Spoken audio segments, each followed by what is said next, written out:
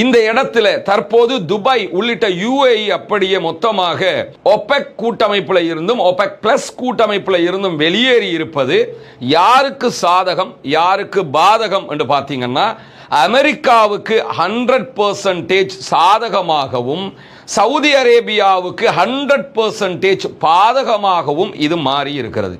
இந்த ஒபெக் கூட்டமைப்பிலிருந்து அவங்க வெளியேறதுங்கிறது வெறுமனே இந்த பெட்ரோலியம் சார்ந்த அல்லது இந்த ஹொர்முஸ் சார்ந்த விவகாரம் மட்டுமல்ல.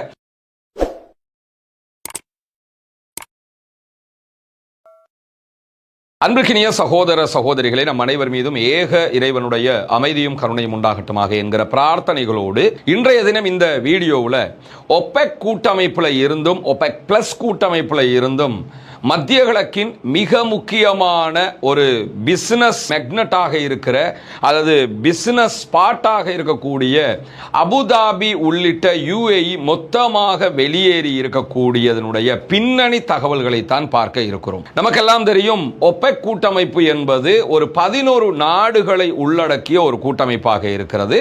அதே நேரத்தில் ஒபெக் பிளஸ் கூட்டமைப்பு என்பது இந்த 11 நாடுகளோடு ரஷ்யாவையும் இணைத்த மேலதிகமான 10 நாடுகள் கொண்டதாக இருக்கிறது.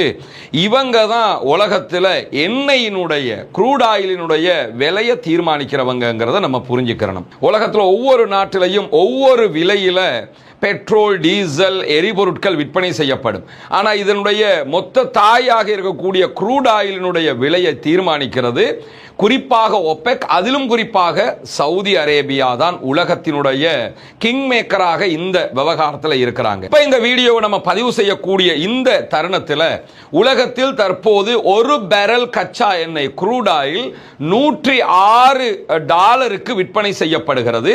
இதற்கான காரணம் இந்த ஹொர்முஸ் நீர்ப்பரப்பில் ஏற்பட்டிருக்கக்கூடிய முற்றுகை என்பது நமக்கெல்லாம் தெரியும். ஆல்ரெடி எந்த கப்பல்